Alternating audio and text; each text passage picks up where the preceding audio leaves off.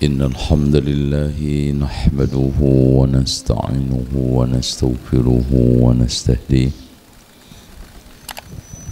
ونعوذ بالله من شرور أنفسنا وسيئات أعمالنا من يهده الله فلا مضل له ومن يضلل فلا هادي له أشهد أن لا إله إلا الله وحده لا شريك له وأن محمدا عبده ورسوله اللهم صل وسلم وبارك على محمد وعلى آل محمد والحمد لله رب العالمين. Alhamdulillah, di pagi yang cerah dan tidak berhujan kita bisa berkumpul, bisa bermajelis ya. Ini libur nggak ini nanti? Antum kerja nggak?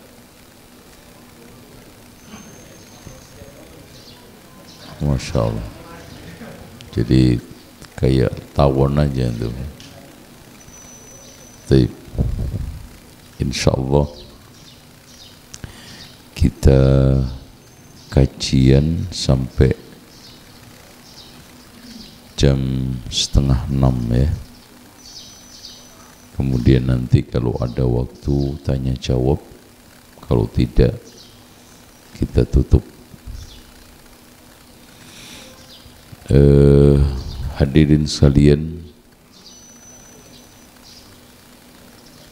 ujian itu selalu melalui manusia ya, yang kaya, yang miskin, yang raja dan juga rakyat, semua tidak lepas dari ujian. Apalagi mukmin, ujian itu tanda cintanya Allah. Makanya Rasulullah mengatakan, innallaha idza ahabba qauman ibtalahum. Allah itu kalau mencintai hambanya sering diuji. Bahkan ujian itu ternyata betul-betul tanda kasih sayang Allah terdalam, supaya manusia itu masuk surga. Mukmin itu supaya masuk surga makin dekat dengan Allah. Makanya Rasulullah sallallahu alaihi wasallam mengatakan di dalam hadis yang sahih, wa ma yazalul bala'u bil mu'min wal mu'minah. Tidaklah ujian itu menimpa seorang mukmin laki dan mukmin perempuan fi nafsihi, di dalam dirinya. Berarti sakit, ada yang bertahun-tahun.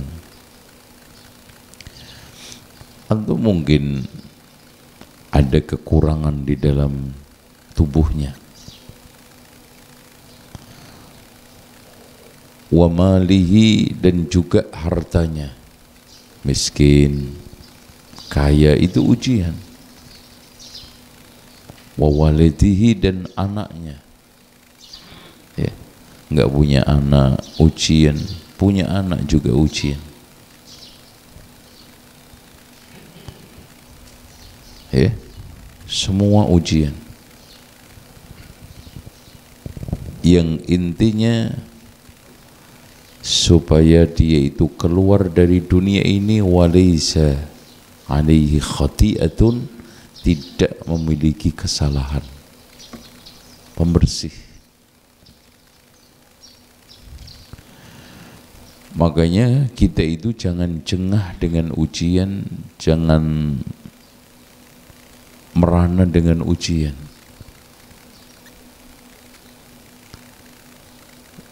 Justru Rasulullah mengatakan ketika ditanya, ya Rasulullah, man asyaddun nasi balaan, Siapa manusia yang paling berat cobaannya? Siapa coba?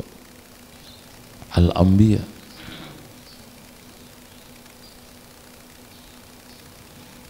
Kita kadang diuji dengan diri kita sendiri.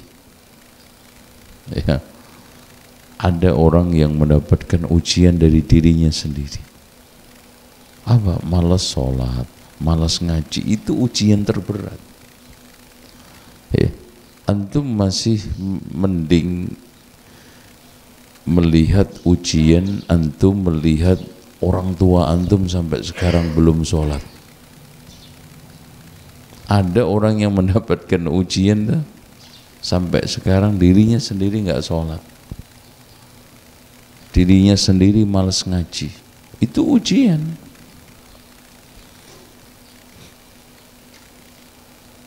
Makanya kata para ulama, manusia cerdas adalah manusia yang bisa mengambil pelajaran dari musibah orang lain. Manusia paling pandir adalah manusia yang mengambil pelajaran dari dirinya sendiri.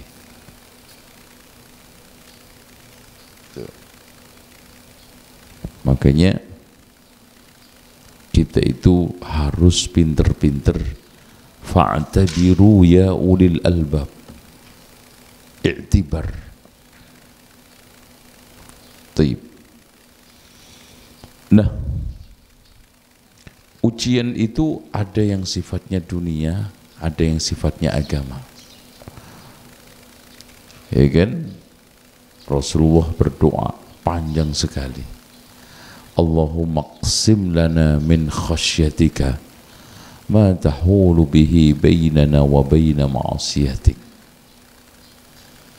wa min ta'atika ma tuballighuna bihi jannatak wa min al-yaqini ma tuhawwinu alaina masa'ibad dunya. Memang betul, rasa takut itu membentengi maksiat. Orang itu kalau enggak punya rasa takut itu bahaya. Dan itu Masya Allah bukan soal masalah takut kepada Allah. Orang itu lebih berhasil hidup ini penuh dengan takut daripada berani. Orang berani itu biasanya cenderung itu petentang-petenteng, lupa diri, lupa daratan. Tapi kalau khawatir itu banyak waspadanya. Ya, ternyata di level negara pun berhasil. Singapura itu berhasil karena dulu itu takut kekuatan Malaysia, Indonesia. Korea Selatan itu berhasil karena takut terhadap kekuatan Korea Utara. Tuh. Dan semua ternyata gitu. Indonesia ini nggak ada yang ditakuti. Allah aja nggak takut, apalagi manusia.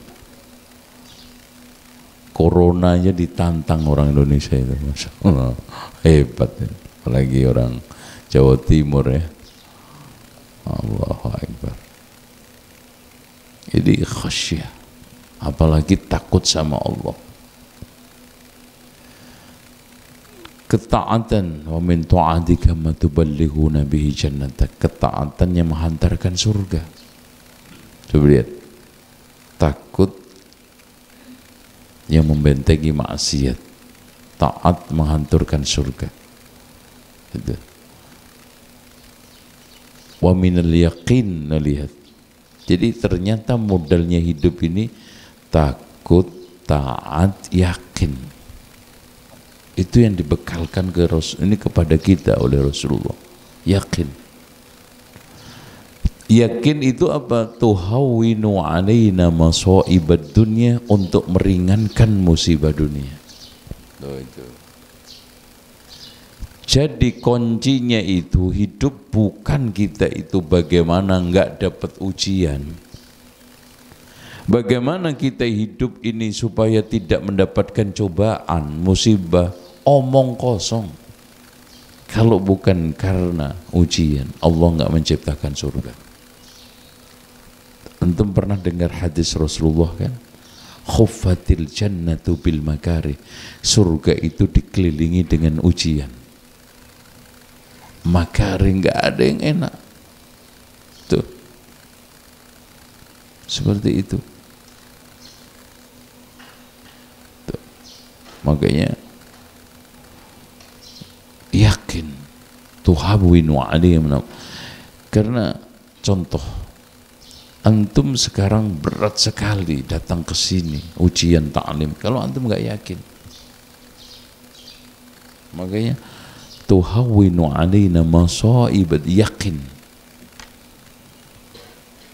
Dan makanya keyakinan itu di dalam beragama itu menempati tempat yang paling mendasar. Apa aja kok. Apalagi masalah-masalah kaitan. Antum kalau nggak yakin surga itu nggak ada, ngapain antum jengkang-jengking sholat? Duit nggak dapat, fee juga nggak ada, royalti juga nggak dapat. Antum dapat royalti sholat duhur. Kan itu keyakinan yang membangun antum. Antum meniti manhaj yang mulia ini, dicela orang, diserang orang, dimusuhi orang, ngapain? Itu. Karena satu kan, membayar keyakinan. Makanya ada istilah di orang barat itu confident. Orang itu kalau sudah punya keyakinan, apapun itu enteng. Bisnis itu kan nggak ada istilah wah ini prospek, ini nggak prospek. Masalahnya antum yakin bisnis ini saya akan tekuni berhasil, itu aja. Semua bisnis berhasil. Dagangan apa yang nggak berhasil? Kalau nggak berhasil Pak, nggak ada orang yang dagangan ini dagangan itu. Ada orang, wah Pak, jangan usaha mesin jahit, konveksi. Di kanan kiri ada konveksi kok. Buat antum aja nggak berhasil. Itu? Oh jangan begini, nggak ada. Semua usaha itu bagus. Yang nggak bagus itu yang nggak usaha. Itu kan gitu. Usaha itu 4 tahun usaha makan kita, 4 tahun kedua usaha makan usaha. Nah 4 tahun ketiga baru kita makan usaha. Tuh, tanya aja sama yang usaha. Merintis itu rata-rata S-nya berubah menjadi H. Gimana?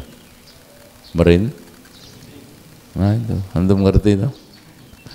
Jadi S-nya berubah menjadi merintih. Itu, yakin. Wa minal yaqini ma tuhawwinu alaina masa'ib. Allahumma matti'na bi asma'ina wa absarina wa quwwatina abadan ma ahyaytana waj'alhu al-warisa minna waj'al sa'rana 'ala man dhalamana wansurna 'ala man ada wa la taj'al musibatana fi dinina. Itu yang harus kita hindari. Yang kita tidak mau itu musibah agama. Murtad. Jadi sekarang kan lucu Pak. Murtad itu menjadi kebanggaan di kalangan artis apalagi. Makanya sebagian artis itu ada yang pindah agama setahun itu 5 kali. Sama gitu. Kayak ganti pakaian aja. Ya.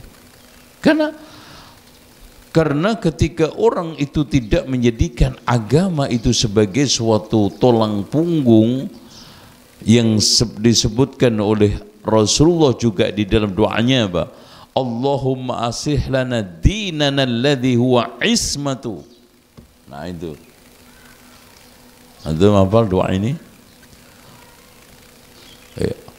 Ismatu amrina itu apa? Tulang punggung. Ya repot. Bagaimana sekarang ini agama itu tulang punggung?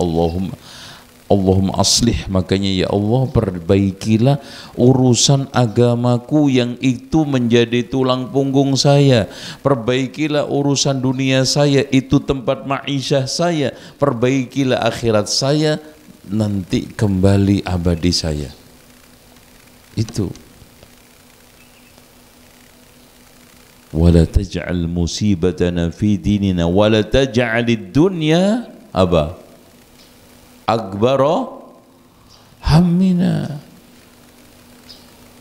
Apa maknanya ham? Ada yang ngerti? Ham bukan hak asasi manusia. Ham, hidup itu tidak lepas dari huznun, hammun, ghammun. Kalau huznun itu sedih terhadap masa lalu, itu makanya ada istilah la tahzan, karena mikirin orang itu kadang-kadang kalau kepikiran masalah-masalah masa lalu itu langsung lemes kan, ya gitu. Terus kalau sekarang direpotkan dalam urusan sekarang namanya ghammun. Kalau nanti yang akan datang perkiraan namanya hammun. Makanya Allahumma inni a'udzubika minal hammi. Gimana? Nah, yang akan datang dan masa lalu. Itu. Karena manusia itu cuma punya 3 hari, Pak. Dan 3-tiganya hancur, ngapain antum hidup? Hari kemarin, hari yang akan datang, hari sekarang. Itu hidup itu cuma 3 hari. Lah kalau masa lalu antum penuhi dengan huznun, masa yang akan datang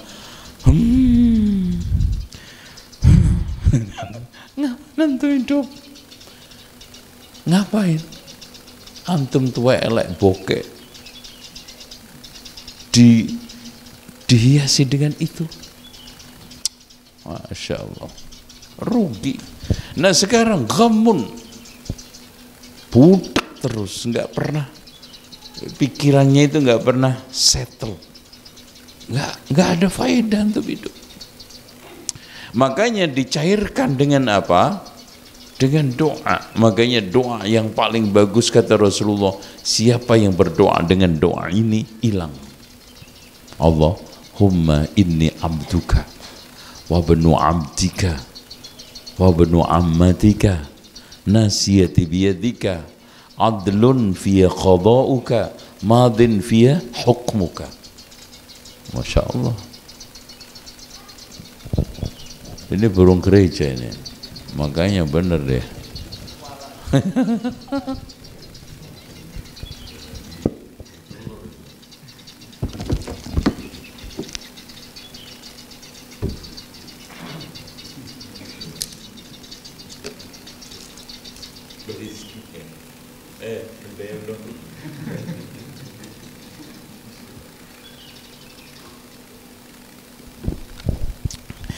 Kita artikan hadis ini pelan-pelan, ya.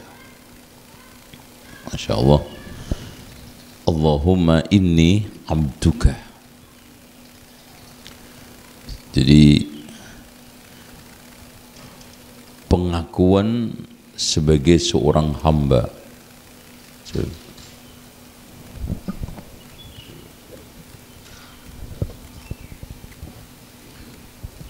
Rasulullah mengatakan ma asaba abdan hammun wala haznun.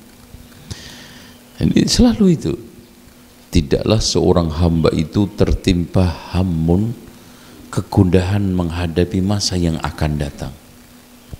Yang bujang, dapat enggak saya jodoh yang benar, yang baik, yang ini.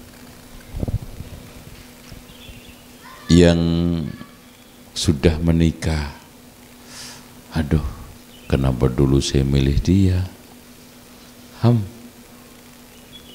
Coba kalau nikah sama janda enak dulu, gitu kan gitu. Mikir yang belum bisnis, aduh bisnis apa ya nanti, gini aduh kemarin itu saya bisnis, ini rugi. Khuznun, Tapi yang paling berat itu husnun. Makanya wali Allah itu ala inna awliya Allahi la khawfun alaihim walahum yahzanun.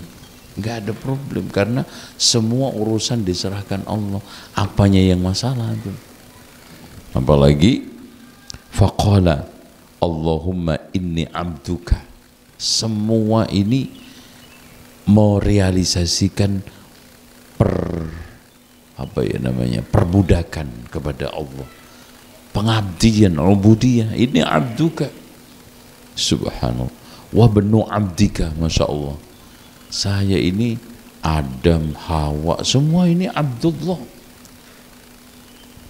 Yang majikan, yang punya otoritas mutlak itu hanya Allah. Kita ini semuanya adalah abdun, yang tunduk kepada aturannya, tunduk kepada ketetapannya. Allahu Akbar. Wabnu ammatik, anaknya, budak perempuannya. Nasiyati biyadik. Allahu Akbar. Seluruh umbun-umbun kita di tangan Allah. Apa yang bisa menghindar? Wa ma min dabatin illa huwa akhidun binasiyat. Tidak ada sesuatu barang hidup yang ada di muka bumi ini seluruh di atas kekuasaan Allah. Dipegang Allah, artinya umbun-umbun itu memberikan isyarat paling apa, Pak? Hah? Paling tinggi, paling dekat, paling penting. Makanya Raja Abraha dulu kan ada, antum pernah dengar Abroha? Abroha itu kan diutus Najasyi untuk menaklukkan Raja Yaman yang bengis membantai orang-orang Nasrani kan itu kan gitu. Dikirimlah dua raja namanya Abroha sama Aryad, dua panglima maksudnya, oleh Najasyi. Setelah mengalahkan seorang raja yang terakhir ketika itu Dzunnawas As-Sam'ani, kemudian kedua orang ini berselisih siapa yang paling berhak untuk menjadi pemimpin. Akhirnya terjadi perang saudara antara Aryad dengan Abraha. Akhirnya matilah Aryad, dibunuh dengan cara curang, ditusuk dari belakang oleh anak buahnya Aryad. Ini Abraha. Akhirnya mendengar berita itu Najasyi sangat marah, dan Najasyinya ini adalah Najasyinya yang Rasulullah mengutus sahabatnya untuk hijrah ke sana, adil. Ya, dia itu tidak pandang bulu untuk melindungi siapapun, nggak peduli agama. Makanya Rasulullah faham tahu sahabatnya disuruh hijrah ke Najasyi karena di sana ada raja yang adil, mengayomi siapa saja yang teraniaya. Itu kelebihan Najasyi. Akhirnya marah besar, Abraha minta maaf dengan menulis surat, stempelnya itu pakai umbun-umbun dia.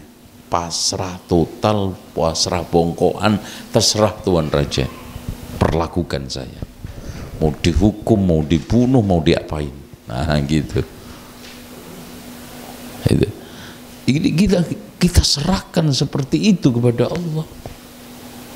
Totalitas kita menjadi abdun nasiyati biyadika. Sedih mana Pak antum yang masih tersisa di hati pikiran antum? Semuanya udah di tangan Allah. Antum dibelokkan ke kanan, ke kiri, rugi ada hikmahnya, laba ada hikmahnya, jadi nikah ada hikmah, nggak jadi nikah juga ada hikmahnya, nggak ada yang disesali. Loh, antum sekarang memang jelek kalau nggak jadi sama dia, belum tentu. Bahkan itu yang terbaik, cuman menganggap antum jelek karena apa? Malu sama tetangga, nggak enak sama teman. Masa saya ditolak? Emang saya jelek banget? Itu aja yang bikin sedih antum. Ternyata di belakang jauh sana antum ditolak, dia itu alhamdulillah ya Allah. Kalau saya terus sama dia, nggak punya anak, ternyata mandul. Loh, Hikmah. Ternyata saya harus dipertemukan dengan ini karena cocoknya ini begini. Tuh, Masya Allah. Tuh, ya. Nasiyati biyadika. Makanya hidup, kata orang Jawa itu nrimoning pandum gitu, ya. Itu memang suatu hal yang cocok dengan prinsip nasihati biyadika. Itu. Madin fi hukmuka, Masya Allah. Kita tegasin lagi, putusanmu sudah berlalu, mau ngapain? Makanya kata Imam Ibnu Qayyim, asas seluruh kebaikan kita paham apa yang dikehendaki Allah pasti terjadi, dan bila tidak dikehendaki Allah tidak akan terjadi. Asas. Antum mau baik segala sesuatu, antum pahami, camkan, ketahui, ma akhta'aka lam yakun liyusibak, apa-apa yang meleset tidak menimpamu tidak akan menimpa, yang menimpa nggak akan bakal meleset. Coba antum di sini perhatikan Pak, yang hidup, yang mati, yang sakit, yang nggak kena COVID, yang kena COVID. Ada yang sekali kena mati, ada yang kena 6 kali masih hidup, umpamanya kan gitu. Nah, subhanallah, madin fi hukmuka. Jadi ya Allah sudah berlalu. Bahkan diungkapkan dalam hadis Rasulullah, jaffatis suhub wa rufi'al aqlam wa jaffatis suhub. Pena sudah diangkat, kertasnya kering tintanya. Siapa yang bisa ngapus? Pak, saya tanya sama bentuk muka antum muta'atik bisa berubah? Ya paling berubah dikit-dikit karena dipoles di ini, tapi nggak jauh-jauh.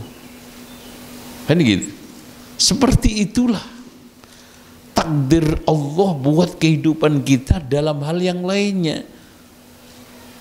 Subhanallah. Lihat, muka kita itu sudah dibentuk dari sananya. Nasi madin fi hukmuka. Nah, bukan hanya itu saja pernyataan kita, adlun fi qaduka, apapun yang diputuskan Allah itu pasti adil. Sudah sangat adil sekali. Antum diciptakan oleh Allah tinggi, ada yang pendek, ada yang hitam, ya. Ada yang diciptakan kayak orang Rusia, Eropa, Arab, adil. Bahkan diciptakan cacat pun adil. Antum dibikin punya anak adil, nggak punya anak juga adil, dibikin miskin itu juga adil, kaya juga adil. Adlun. Masuk begitu Pak? Pak, saya tanya sama antum, adil itu apa sih? Barangkali untuk menghilangkan ngantuk. Adil itu apa? Hah? Meletakkan sesuatu pada tempatnya. Berarti zalim ialah tidak meletakkan sesuatu pada tempatnya. Pertanyaannya, makhluk ini ditempatkan Allah Subhanahu wa ta'ala dimanapun, salahnya di mana kalau semua makhluk itu milik Allah? Adil sudah. Yang zalim itu kan bertasarruf,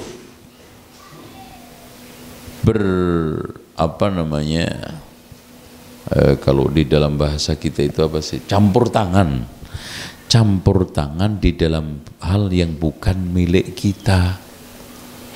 Itu loh, nyawa milik Allah, tubuh milik Allah, semua datang dari Allah. Salahnya di mana? Enggak adilnya di mana? Dan apa yang semua diputuskan Allah itu sudah pada tempatnya.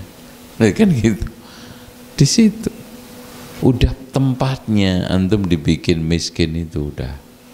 Itu. Kalau dibikin kaya, antum malah repot. Mendingan miskin kok. sholat malah anteng, tahajud malah rajin, ya mending miskin sampean. Iya nggak? Itu. Kalau kaya malah aneh-aneh, ya, syahwat terlampiaskan kemana-mana, dosa malah banyak, rumah tangga malah nggak tentrem. Lah mendingan apa? Kok nggak ada yang lanjutin? Gimana mas? Kayaknya nggak siap miskin. Makanya orang kaya syukur, miskin sabar. Itu yang bagus mana?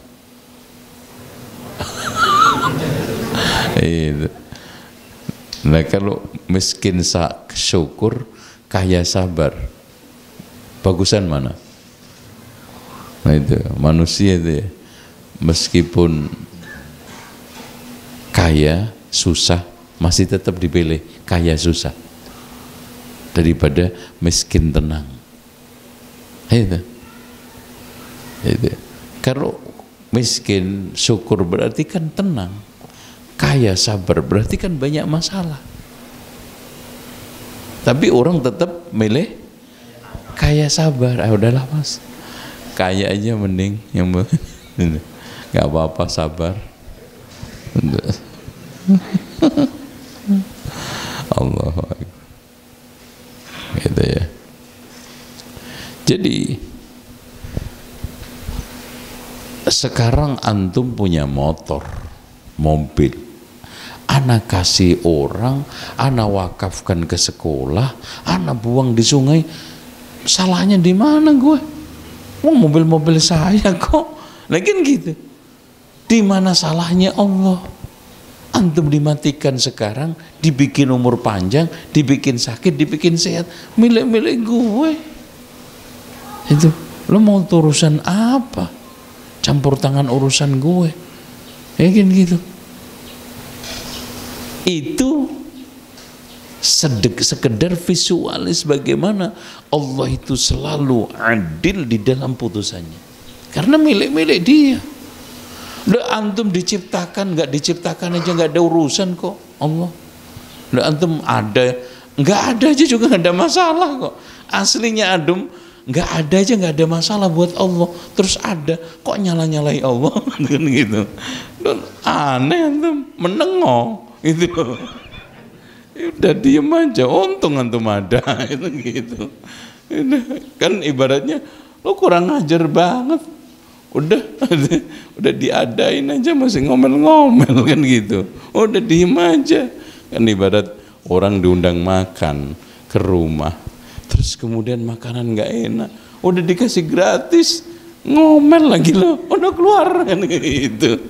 Kan sama, antum masuk hidup dikasih gratis semuanya, masih juga ngomel-ngomel. Udah keluar sono dari dunia saya, cari di alam lain.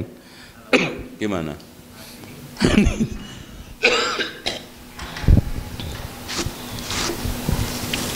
Dari situ, dari sisi manapun Allah itu nggak bisa disalahkan. Makanya Allah itu punya nama Al-Haq. Karena dari sisi manapun kita itu nggak bisa menyalahkan Allah. Makanya Allah berfirman, Innahu la yus'alu wa hum yus'alun. Allah itu nggak bisa dipersoalkan, kalian yang dipersoalkan.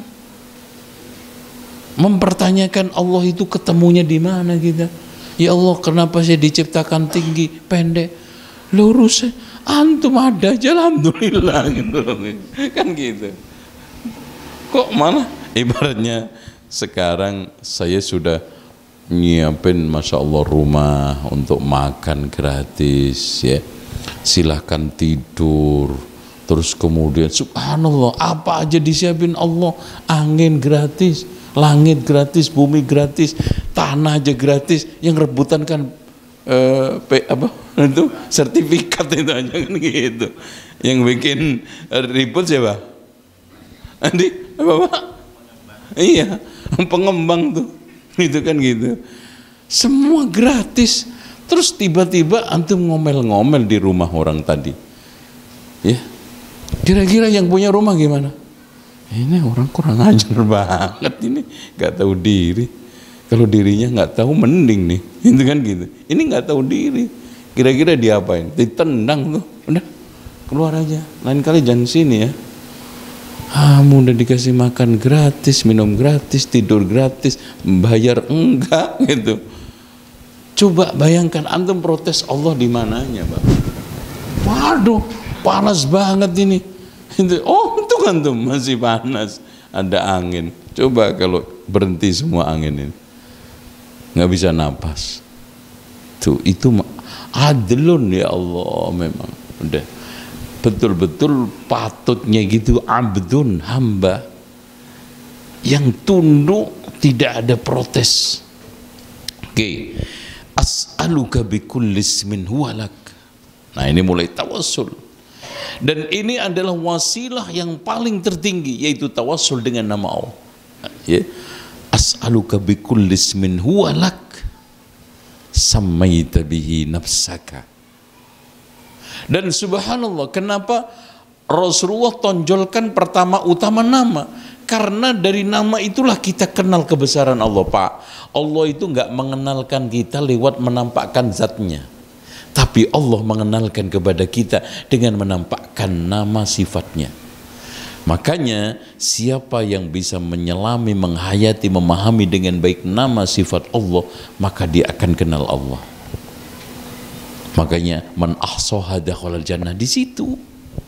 Ya Allah, Ar-Rahman, Ar-Rahim, Al-Mu'min, Al-Qahhar, Al-Jabbar, itu subhanallah. Makanya siapa yang menghitung masuk surga itu dahsyat banget, Pak. Maksudnya menghitung itu dipahami maknanya, dijalankan konsekuensinya. Waduh, Masya Allah. Al-Mu'min, Al-Muhaimin, As-Salam, Al-Quddus, ya.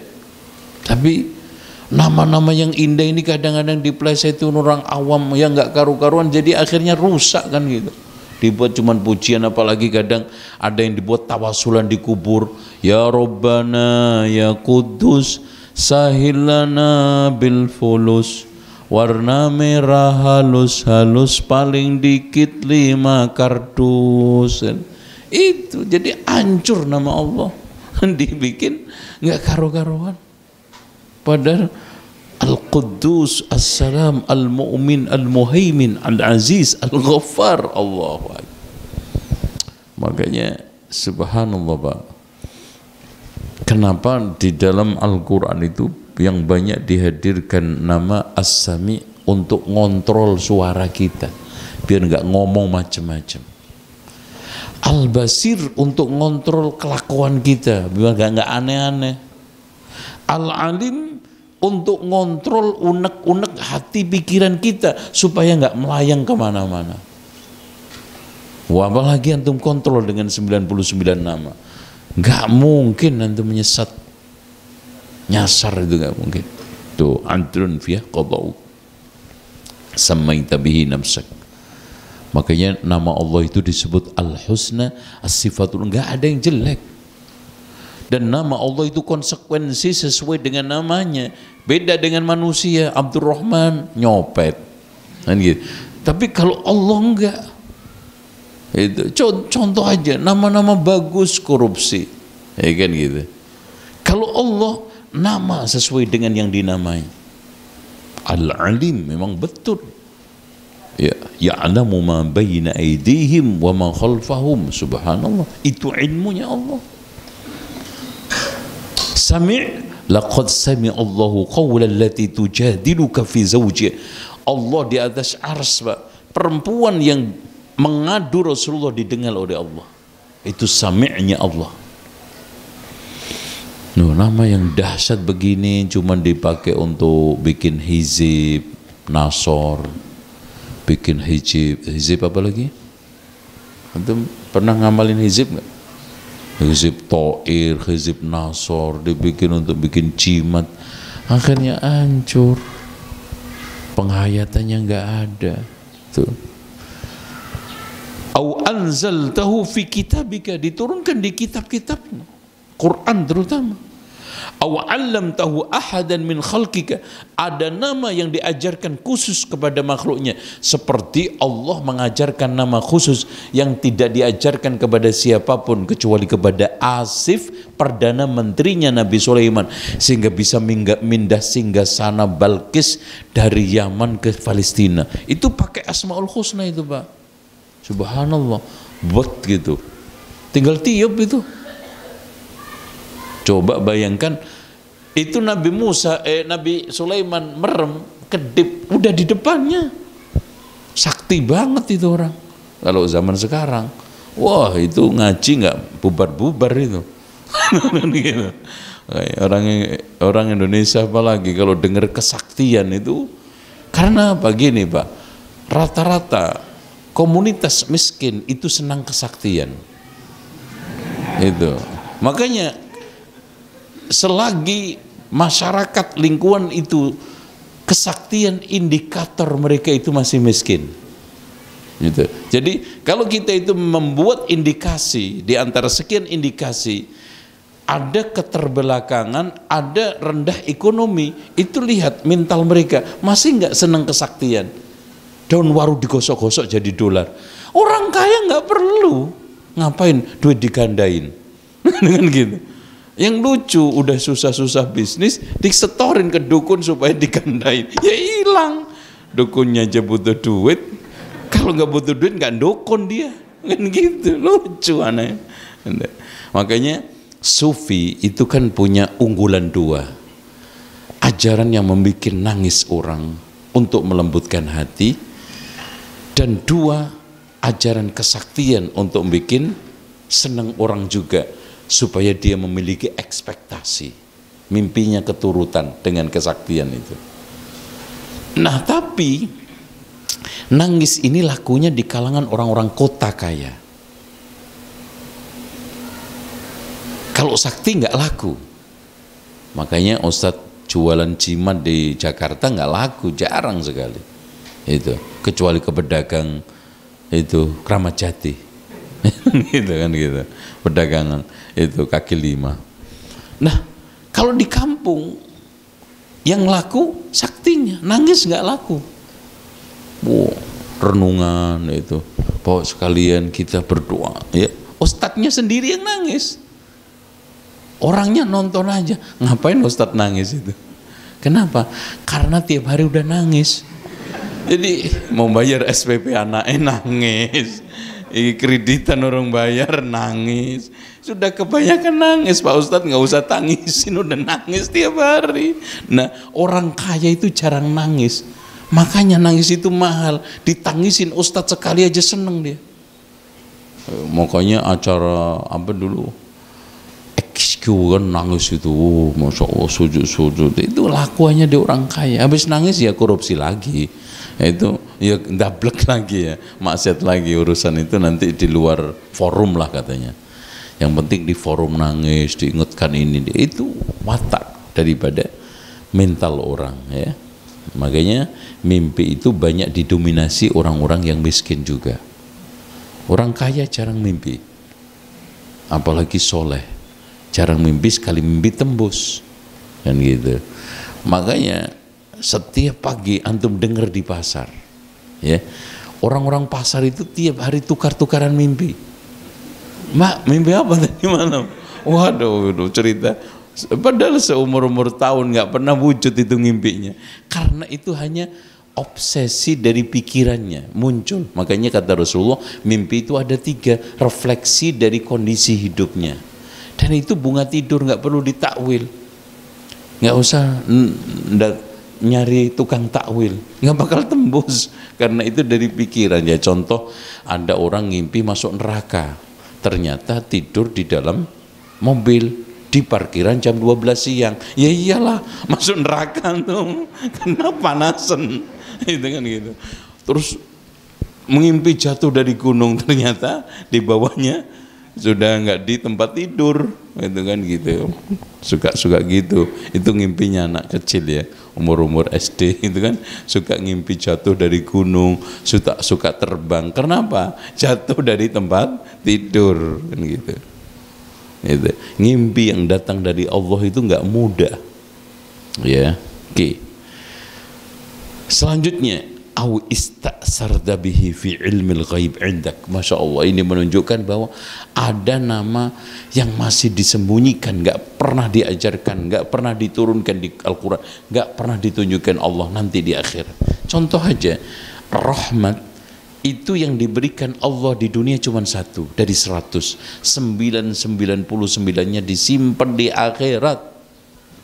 Subhanallah, bayangin Pak, satu rahmat ini kita buat rebutan di dunia yang kayak begini. Bill Gates yang kayak gitu cuma dapat satu di antara kita itu, satu rahmat. Bareng-bareng miliaran orang ini kan gitu. Itu miliaran, bareng-bareng satu rahmat ini. Nah nanti 99, makanya surga itu nikmatnya Masya Allah mentok karena itu 99. Masya Allah. Anta ja'alal Qur'an. Nah akhirnya itu ujung-ujungnya, ya Allah jadikanlah Quran rabi'a qalbi. Rabi' itu apa? Musim semi yang enak, sepoi-sepoi basah. Itu kan gitu, adem seret Quran Rabi'. Tuh. Terus wa nura sadri, cahaya dada saya. Wajala'a huzni, hilangnya kesedihan masa lalu saya. Wa dhahaba ghammi, hammi yang akan datang. Wa hammi sekarang. Illa adhaballahu hammahu wa ghammahu wa huznahu. Allah akan hilangkan hamnya, ghamnya. Tuh ya. Wallahu a'lam bishawab. Jadi intinya terakhir pas banget ya, jam 5:30. Jadi gini Pak, antum yang sekarang harus kita lakukan latihan untuk ngadepin ujian, bukan latihan untuk menghindari ujian. Itu aja. Nggak akan bakal ada baiknya antum gimana ya saya supaya nggak ada. Latihan ngadepin. Masalah itu dihadepin, jangan dihindari. Kerjaan itu kerjai, jangan dipikiri. Kita kan sukanya gitu, ada kerjaan dipikirin, ada masalah dihindari. Makanya nggak pernah dewasa, nggak pernah punya pengalaman, nggak pernah utuh dalam menghadapi masalah. Hadepin itu ya. Saya kira itu antum juga ada kerjaan, barangkali ada yang kerja bakti ya kan gitu ya, atau mungkin ada janjian main sepeda ya, atau mungkin mau deal bisnis untuk lomba burung